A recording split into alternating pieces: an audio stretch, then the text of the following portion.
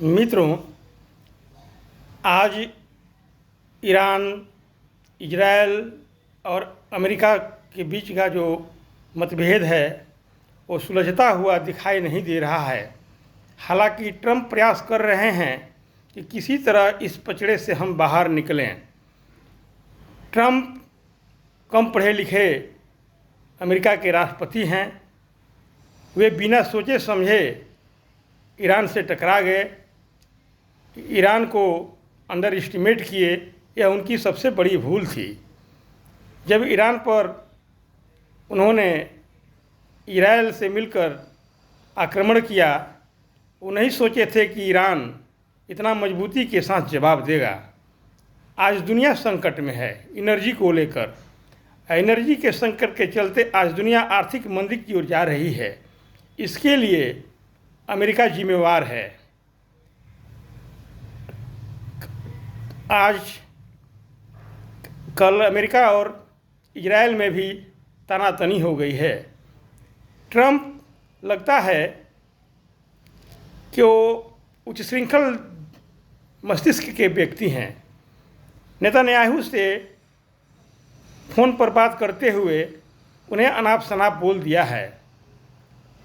Iran ने जिद पकड़ लिया है कि वार्ता तभी होगी जब इजराइल लेबनान पर हमला बंद करेगा, और वर्तमान समय में इजराइल इस मूड में नहीं है कि वो लेबनान पर हमला बंद करे। जब लेबनान पर हमला बंद नहीं करेगा तो ईरान जो है अमेरिका से वार्ता भी नहीं करेगा। अब इस पचड़े में ट्रंप और फंसते जा रहे हैं। यही नहीं, खुद ट्रंप के अपने घर यानी यूएसए में भी विरोध हो रहा है।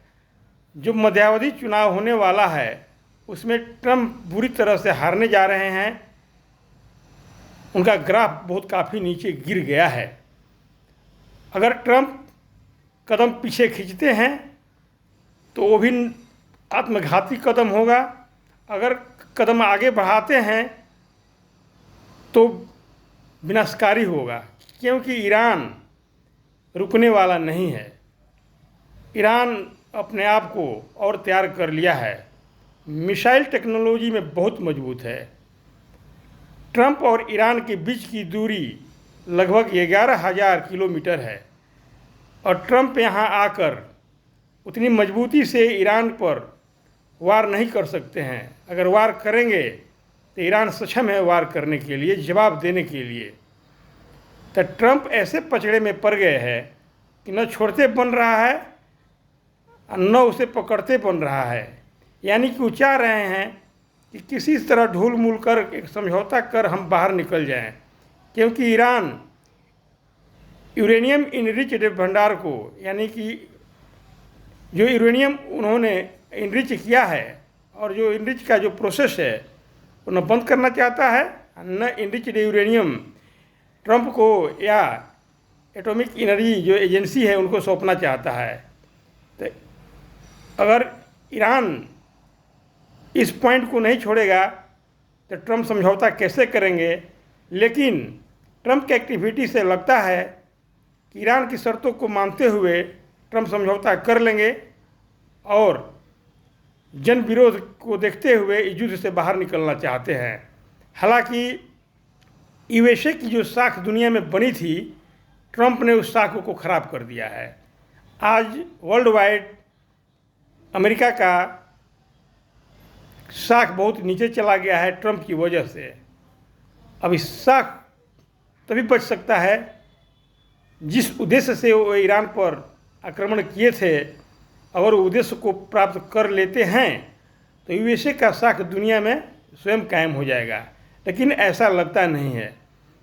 ट्रंप समझे थे कि वेनेजुएला है, वेनेजुएला के प्रमुख को उठाकर आज जेल में रखे हुए हैं, जो लोकतांत्रिक मूल्यों के खिलाफ है।